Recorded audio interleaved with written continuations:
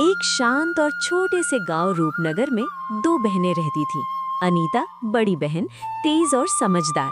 सुनीता छोटी बहन, थोड़ी सुलझी पर सपनों से भरी हुई। उनकी माँ मीना और पिता कुंदन बेचैन रहते थे। उनकी एक ही परेशानी, दोनों बेटियों की शादी कब होगी। कभी पैसे की कमी तो कभी किसी चीज की कमी निकाल के किसी न किसी वजह से दोनों की शादियों में परेशानी बनी रहती। और फिर गांव वाले तो रोज कुछ न कुछ कह ही देते थे। उनकी जुबान में ताना और आंखों में टिप्पणी रहती थी। एक दिन जब अनीता और सुनीता कुआं पर पानी भरने गईं, तब कुछ गांव की औरतें उन्हें घूरते हुए बोलने लगी। अरे अरे, ये देखो दोनों बहनें। उम्र तो हो गई शादी की, न जाने कब तक बैठी रहेंगी यहाँ खाली। बचपन निकल गया, जवानीपन भी जा रहा है, पर इनके पति का कोई ठिकाना दिखाई नहीं देता। लगता है इनके माँ बाप को भी कोई टेंशन नहीं है इनकी। अनीता और सुनीता दोनों सर झुकाकर सुन रही थी, पर दिल पर हर बात का घाव पड़ रहा था। उन्हें हमेशा गांव वाले ताने देते थे, कोई कसर नहीं छोड़ते थे उन्हें नीचा दिखाने का। दीदी, लोग हमारे बारे में इतना बुरा क्यों बोलते हैं? क्या हम इस लायक नहीं कि हमारी भी जिंदगी में खुशियां आएं?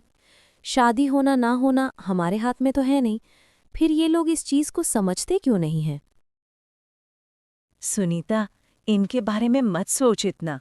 लोगों का काम है बोलना। हमारे नसीब में जो लिखा होगा वही होगा। बस हमें अपनी आशा नहीं खोना है।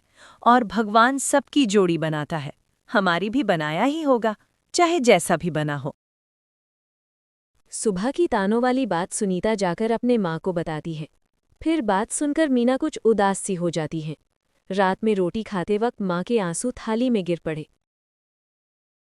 भगवान से बस एक ही प्रार्थना है, मेरी बेटियों का अच्छा घर बन जाए। बस ये दिन देख लूं, फिर चाहे कुछ भी हो।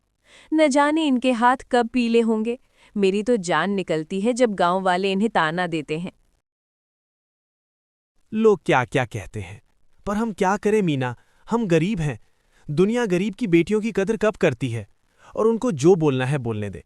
देखना, एक दिन मेरी बेटियां कितने अच्छे घर में जाएंगी ब्याह कर। दोनों बहनें माँ बाप के चेहरे पर दुख देखकर रो पड़ी। उन्हें इस बात की ज्यादा चिंता रहती कि माँ बाप उनकी वजह से कितने परेशान रहते हैं। माँ, आप हमारे लिए रो मत। हम आपको कभी शर्मिंदा नहीं होने देंगे। हम इज्जत से अपने घर में हैं, किसी का खाने थोड़ी न जा रहे हैं। हाँ बाबा, आप फिक्र मत करो, हमारी किस्मत भी एक दिन चमकेगी, तब यही गांव वाले देखते रह जाएंगे। उस रात सोते वक्त अनीता ने सुनीता से कहा। चल सुनीता, कल सुबह मंदिर चलते हैं, भगवान से मन्नतें मांगते हैं, शायद हमारी अर्जी वो सुन ले। हाँ दीदी, भगवान के घर में देर होती है, अंधेर नहीं होता। वही हमारा सहारा है। भगवान को ही तरस आ जाए हमारे ऊपर। दोनों बहनें एक दूसरे को गले लगाती हैं, आंखों में सपने और दिल में दर्द। अगली सुबह दोनों बहनें सज-वर कर मंदिर पहुंची। मंदिर के घंटे बज रहे थे। हवा में अगरबत्ती की खुशबू फैली हुई थी। हे भगवान, हमें भी सुख और खुशी देना, हमारी माँ बाबा की चिंताएं दूर कर देना। हम जानते हैं हम गरीब हैं, पर क्या गरीब की बेटी को प्यार नहीं मिलता? हे भगवान जी, जब हमारी शादी हो जाए ना, तो हम पूरे गांव के बच्चों को खाना खिलाएंगे, अच्छे कपड़े देंगे। बस भगवान, हमारे घर में भी खुशियां भर दीजिए। यही हम दोनों बहनों की मन्नत है। दोनों ने आरती उतारी, घंटी बजाई और आंखें बंद कर प्रार्थना की। दिल में उम्मीद की रोशनी जगी। मंदिर से निकलते समय अनीता ने कहा। अब देखना सुनीता, भगवान हमारी प्रार्थना जरूर सुनेंगे। उसके घर से कोई खाली नहीं जाता, हम भी नहीं जाएंगे। जल्द ही खुशखबरी मिलेगी। मंदिर में मन्नत मांगने के कुछ वक्त बाद गांव में एक दिन सुबह सुबह कुंदन जी के घर खुशखबरी आई। घर के बाहर से आवाज आई। मीना बहन, जल्दी बाहर आओ, तुम्हारे घर रिश्ता आया है, वो भी एक नहीं, दो दो रिश्ते। मीना हंसते हंसते बाहर निकली, पर वो अंदर से घबरा रही थी। कुंदन जी ने कांपती हुई आवाज में पूछा। किसके लिए रिश्ता आया है बहन? एक बहुत अमीर खानदान से। उनका लड़का शहर में बड़ा व्यापारी है। वो रिश्ता अनीता के लिए लेकर आए हैं। मीना और कुंदन दोनों की आंखों में चमक आ गई, पर पड़ोसन रुकी नहीं, आगे बोली। और एक और रिश्ता भी है। थोड़ा गरीब घर से है, लड़का थोड़ा अपाहिज है, बेचारा ठीक से चल भी नहीं पाता। वो रिश्ता सुनीता के लिए आया है। ये सुनकर मीना का चेहरा हल्का सा उतर गया और घर के कोने में अनीता और सुनीता सब सुन रही थीं। सुनीता रो पड़ी और अनीता के गले लगकर बोली, दीदी, मैं उस अपाहिज इंसान से शादी नहीं कर पाऊंगी। मैं भी सपने देखती हूँ, मैं भी एक अच्छे घर जाना चाहती हूँ। क्या मेरी किस्मत में सिर्फ दर्द ही लिखा है? पागल, तूने ही तो कहा था कि भगवान सबकी सुनता है। अब जब भगवान ने सुन लिया तो तू रो क्यों रही है? हाँ, भगवान ने सुना तो है, पर गलत सुन लिया दीदी। अच्छा रिश्ता तो तुझे मिल रहा है और मुझे। ठीक है बहन, अगर तुझे अच्छा रिश्ता चाहिए तो तुम वो अमीर घर वाले से शादी कर लेना, और मैं उस अपाहिज इंसान की जिंदगी सुधार दूंगी। नहीं दीदी, आप ऐसा मत कहो। आप बड़ी हो, आपको ही अच्छा घर मिलना चाहिए। वो रिश्ता आपके लिए आया, मेरे लिए नहीं।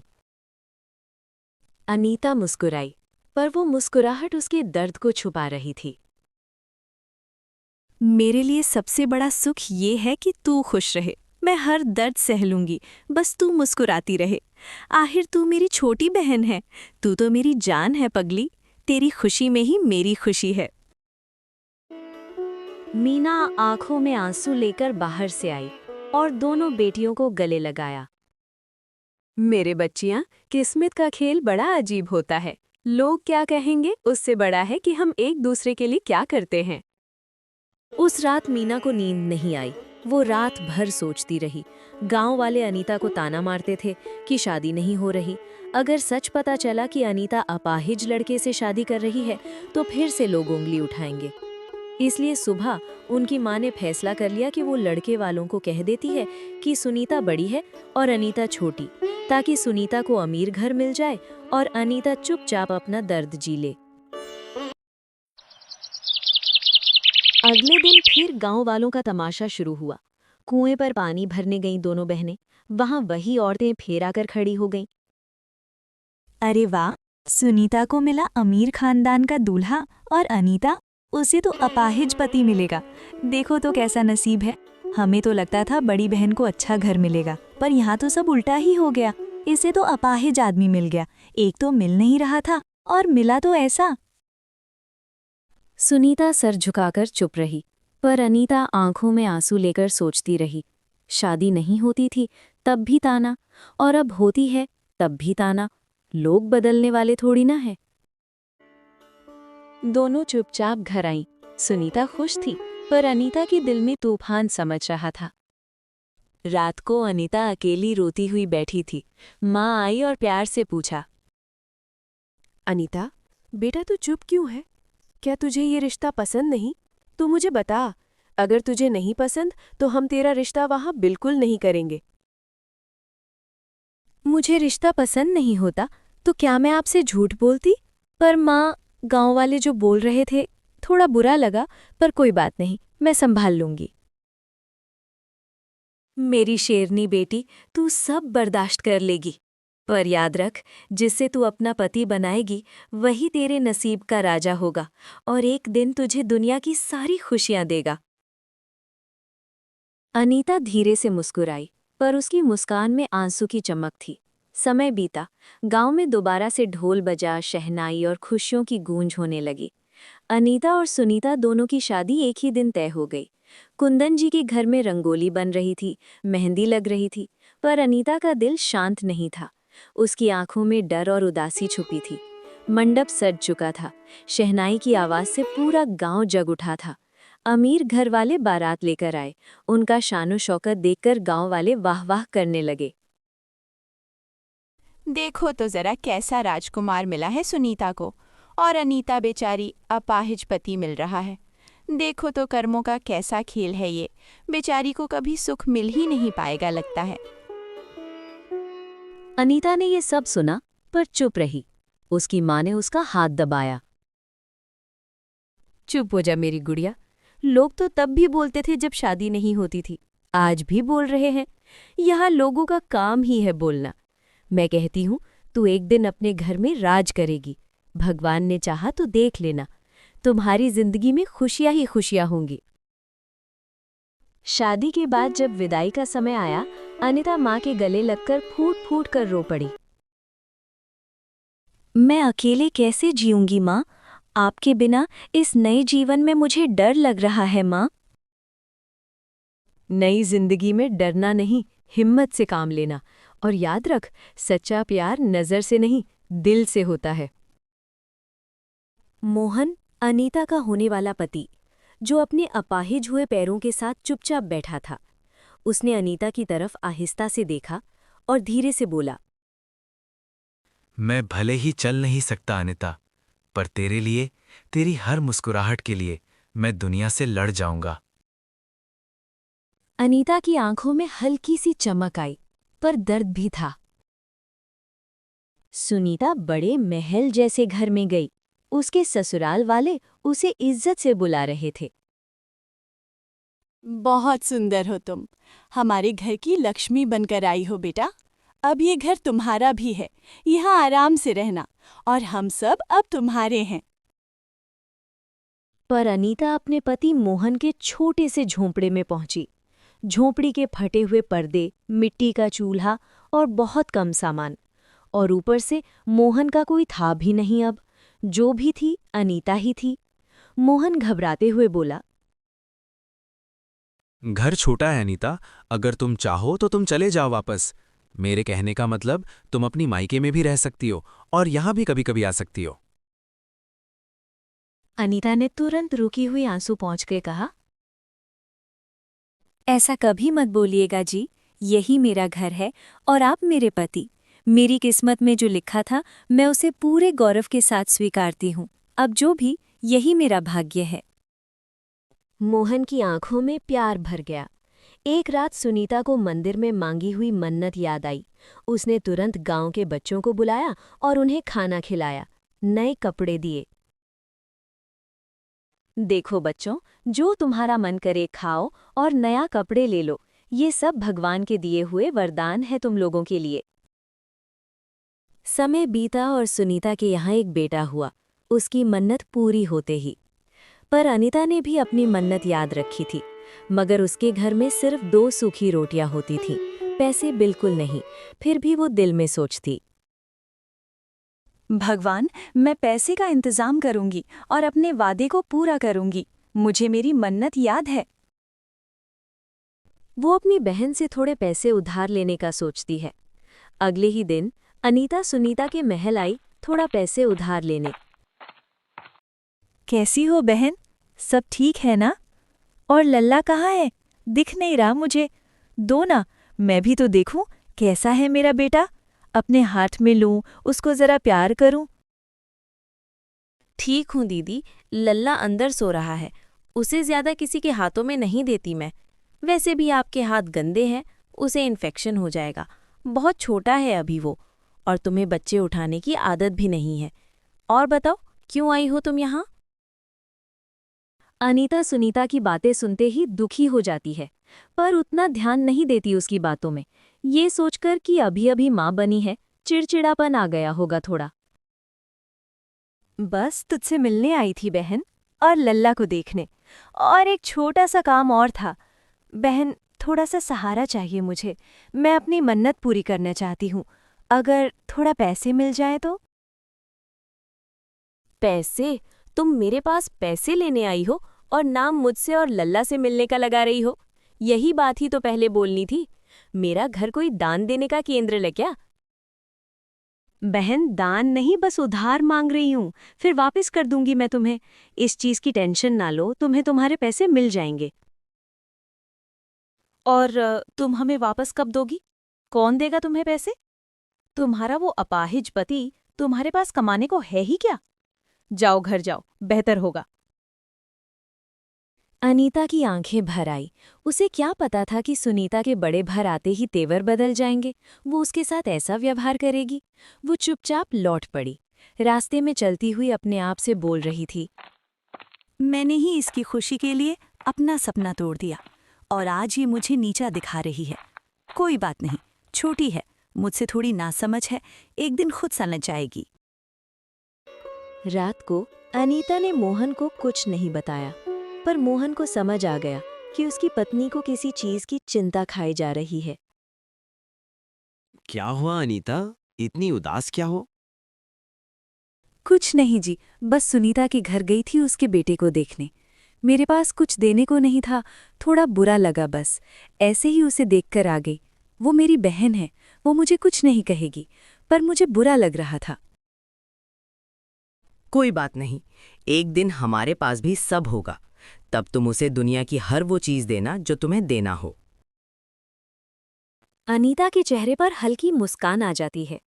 अगले दिन अनीता एक सूखी रोटी मोहन को खिलाती है और एक अपने लिए रखती है। जैसे ही वो खाने बैठी, बाहर से आवाज आई,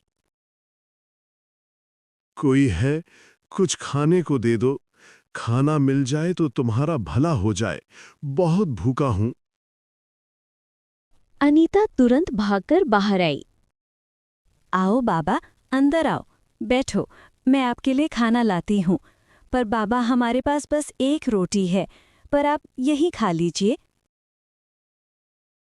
बाबा ने उस रोटी को खाया और अनीता को गौर से देखा और बहुत आशीर्वाद दिया।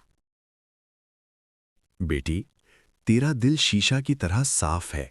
मैं तुझे आशीर्वाद देता हूं कि तू जल्दी मां बने और तेरे घर भी बच्चे की किलकारी गूंजे और तेरा बच्चा बहुत भाग्यशाली हो, इतना कि तू कभी सूखी रोटी ना खाए और तुझे कभी किसी के सामने हाथ न फैलाना पड़े। अनीता की आंखों में खुशी के आंसू आ गए। वो बाबा का बहुत धन्यवाद करती है। बाबा सूखी रोटी खाकर चले जाते हैं। अनीता उन्हें जाते हुए देखती रहती है। समय बीतता है। अनीता के यहाँ भी एक बहुत खूबसूरत बेटा होता है। जब ये बात सुनीता को पता चलती है तो वो अनीता के घर आती है, उसे पैसे का रुतबा दिखाने, अपना घमंड दिखाने, हाथ में एक छोटी सी थैली लेकर। दीदी, मैं आई हूँ आपसे मिलने, और ये लो, आपके बेटे के लिए कुछ पुराने कपड़े ले आई हूँ। ये कपड़े सिर्फ एक बार ही पहने गए हैं, बिल्कुल नए जैसे हैं, और तुमको तो आदत है पुराने कपड़े की, पहना देना अपने बच्चे को। अरे सुनीता, तुमने ये मेरे लिए लाए? तुम्हारे लल्ला ने ये सिर्फ एक बार पहने हैं, तो क्या हुआ? रोहित भी तो उसका भाई है। आओ बैठो ना, मैं तुम्हारे लिए कुछ लेकर आती हूँ। आखिरकार तुम पहली बार आई हो मेरे घर में, ऐसे थोड़ी जाने दूंगी तुम्हें मैं। नहीं नहीं, मैं यहाँ कहाँ बैठूंगी, मुझे ऐसे गंदे जगह में बैठने की आदत नहीं है। और इस घर में कुछ खाने को भी होगा क्या? ना। और वैसे भी मैं ये कपड़े इसलिए लाई थी क्योंकि मेरा बेटा सिर्फ एक बार ही कोई भी चीज़ इस्तेमाल करता है। सोचा आपके बेटे के लिए ये सही रहेगा। हाँ, सही कहा तुमने, पर सुनीता, इतना घमंड होना अच्छी बात नहीं है। तुम तो शादी के बाद पूरी तरह से बदल गई हो। देखना बहन, अगर भगवान देता है तो छीन भी लेता है। तुम मेरी बहन हो, इसलिए मैंने तुम्हें ये बात कही, और मेरा ये घर किसी महल से कम नहीं है मेरे लिए। अरे, एक तो मैं तुम्हें कपड़े दे रही हूँ और तुम ऐसा बोल रही हो मुझे। वैसे भी दीदी, आप जैसे लोग तो हर काम में परफेक्ट होते हैं ना, बस बेटे को भी सही कपड़े मिल गए यही काफ़ी है, तो इतना बोलने की ज़रूरत तो है नहीं। माफ करना सुनीता, अगर तुम्हें बुरा लगा तो मैं तुम्हारे लिए कुछ लाती हूँ। बैठो ना, पहली बार मेरे घर आई हो तुम। नहीं, मैंने बोला ना, मुझे आदत नहीं। इतने छोटे घर में मेरा दम घुट रहा है। मैं जा रही हूँ अब, तुम रहो यहाँ, तुम्हें सूट करता है दीदी। इतना कहकर सुनीता चली जाती है। अनीता उसकी बातें सुनकर रो पड़ती है। अगले दिन बाबा घर आते हैं। बाबा, आप आ गए? देखिए, आपने आशीर्वाद दिया था ना, बेटा हो गया है बाबा। आपकी वजह से मेरी गोद भर गई। मैं आपका शुक्रिया अदा कैसे करूं? हाँ बेटा, ये तेरा भाग्य है, ये तो होना ही था। मैंने तो खुशी में तुझे आशीर्वाद दिया था। पर बाबा, मैंने अपनी शादी से पहले एक मन्नत मांगी थी कि मैं बच्चों को खाना खिलाऊंगी और कपड़े बांटूंगी। पर मेरी स्थिति ऐसी नहीं है कि मैं ये कर सकूं। इसके लिए मुझे कुछ बताओ ना आप। बेटा, तेरी मन्नत पूरी हो गई। तूने अपने भूखे को रोटी देने वाले को खुद खिलाया, और यही तुम्हारी असली नीयत और सफाई का सबूत है। तेरा दिल बिल्कुल पवित्र है, और इससे बड़ा और क्या उपहार हो सकता है। बाबा, आपके आशीर्वाद से ही ये सब हुआ। मैं बहुत खुश हूं कि आप मेरे घर आए उस दिन। बेटा, ध्यान रखना, यह सिर्फ शुरुआत है।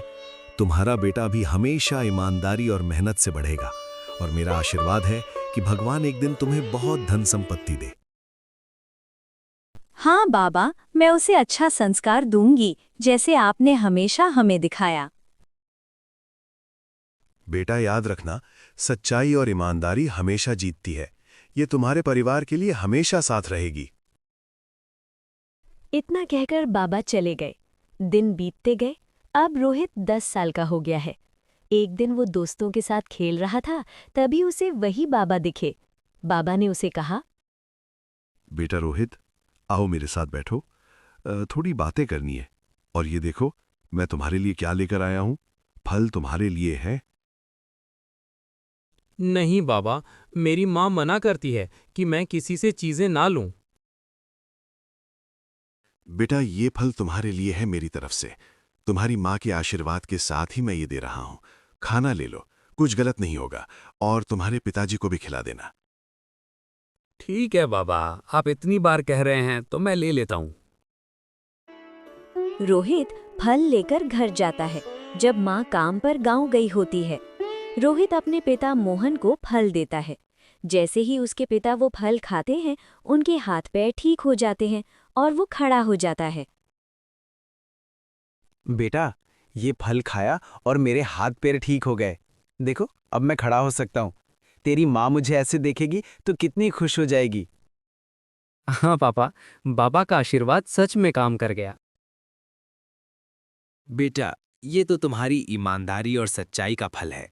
अब मैं फिर से काम कर सकता हूँ तुम्हारे लिए और तुम्हारी माँ के लिए। अनीता काम से वापस आती है और मोहन को खड़ा देखकर चौंक जाती है। उसका तो खुशी का ठिकाना नहीं रहता है। मोहन, तुम खड़े हो? ये कैसे हो दिया? मैं बहुत खुश हूँ मोहन, तुम्हें ऐसे देखकर। भगवान का शुक्र है।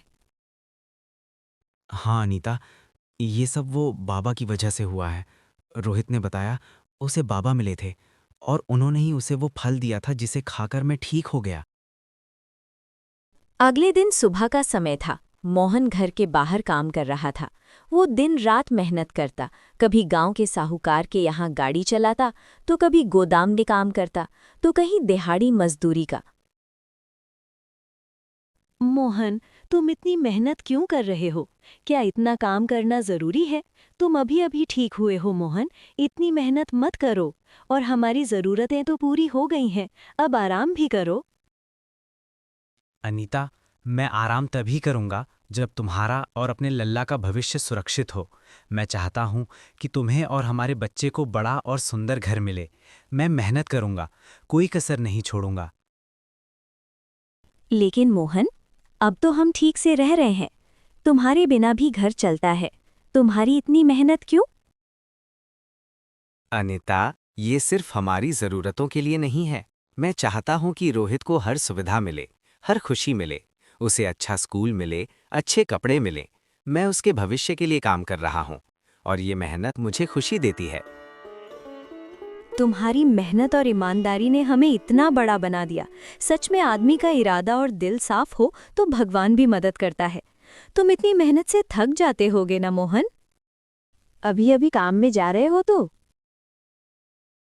अनीता, थकान तो है, लेकिन जब मैं सोचता हूँ लल्ला की खुशी और तुम्हारी खुशी, तो सारी थकान गायब हो जाती है। मैं ये सब तुम्हारे और हमारे बेटे के लिए कर रहा हूँ। एक दिन हम अपने सपनों का घर बना लेंगे। मोहन इतनी मेहनत करता है कि उनके दिन बदलने में टाइम नहीं लगता। समय बीतता है, मोहन और अनीता अपनी मेहनत से बड़ा घर बनाते हैं।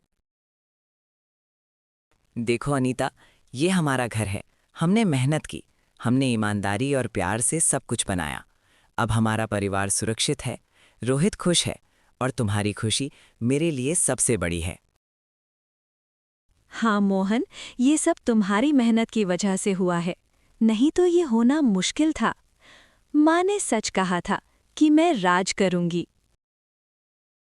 एक दिन जब ये सारी बातें सुनीता को पता चलती है कि अनीता अब अमीर हो चुकी है, वो अगले दिन ही अनीता के घर जाती है। अरे सुनीता, तुम आज अचानक? आओ आओ, अंदर आओ बहन, ये घर तुम्हारा ही है, कभी भी आ जाओ। देखो आज तो बहन आई है, घर की रौनक ही बढ़ गई। बताओ कैसी हो, सब घर परिवार ठीक? अंदर चलो, बैठते हैं, चाय बनाती हूँ तुम्हारे लिए। सुनीता घर के हर कोने को घूरती है। उसकी आंखों में ईर्ष्या, शक, ताज्जुब सब दिखता है। वाह दीदी, क्या बात है! इतना बड़ा घर, इतना सारा फर्नीचर, इतने सारे महंगे सामान, देखकर तो विश्वास ही नहीं होता कि यही अनीता दीदी हैं। कल तक तो आपके पास मतलब साधारण सा घर था, वही पुरानी खाट, वही टीन की छत, और आज ये सब। इतना सारा पैसा कहाँ से आया दीदी? कौन सा खजाना मिल गया? इतनी जल्दी इतनी तरक्की? सुनीता, तुम जो कुछ देख रही हो, ये सब किसी जादू से नहीं आया, ना किसी शॉर्टकट से। ये सब एक एक पसीने की बूंद से आया है। मोहन की मेहनत, उनका हौसला, उनके अंदर कभी हार ना मानने की भावना, यही कारण है इस बदलते हालात का।